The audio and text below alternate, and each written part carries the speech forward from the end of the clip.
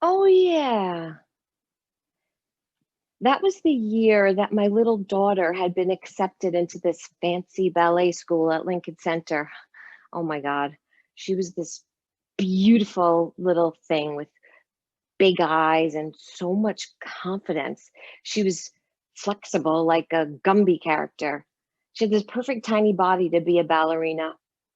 It was the top ballet school in the country at the time. So she and I would take a subway to get up to Lincoln Center twice a week. We lived way downtown in this place that used to be called Battery Park City. I know it's not here anymore, but that's where we lived. I thought the trip to that ballet school would kill me. I know I can't say that now because it wasn't the subway that killed me. No. We were always late. We would get out of the subway and run. I should say she ran and I would try to run, but I couldn't really run anymore. I would I would yell, "You run ahead." But she was 6. I mean, how far could she really go without me? This one day I was limping my way out of the subway and out of the corner of my eye, I see a coyote. It was bigger than a dog, scruffy. My gosh, I thought I was going crazy. But that night, I see on the news, coyote spotted in New York City. It had been seen under the George Washington Bridge by the little red lighthouse that used to be there. I bet that coyote will make its way down to Battery Park before you know it. I kept imagining the coyote sneaking around the neighborhoods, like maybe going shopping. But then, just like that, no one was talking about the coyote anymore. It was the coronavirus. First, it was just in China, and there were these images on the news of people running with toilet paper, but that was far away.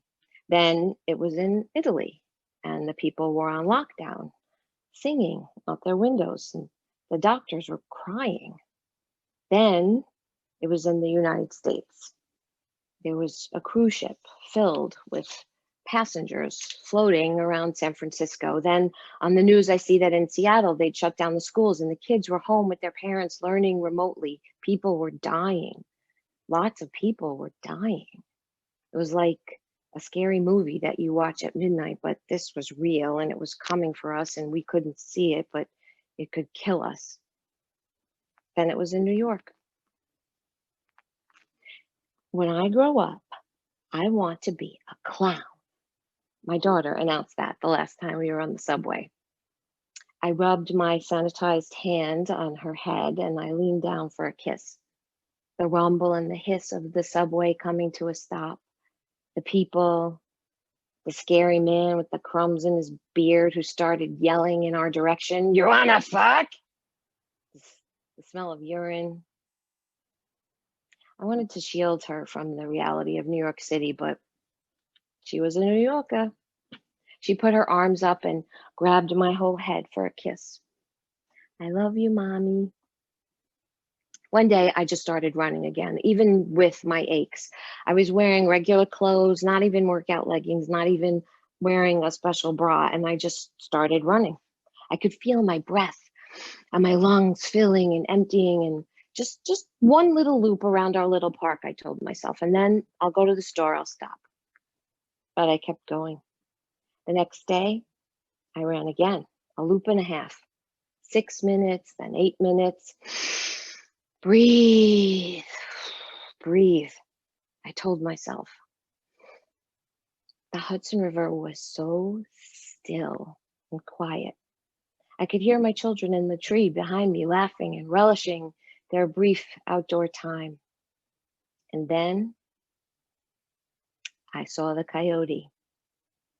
That mama coyote had a litter and she was living in Battery Park City.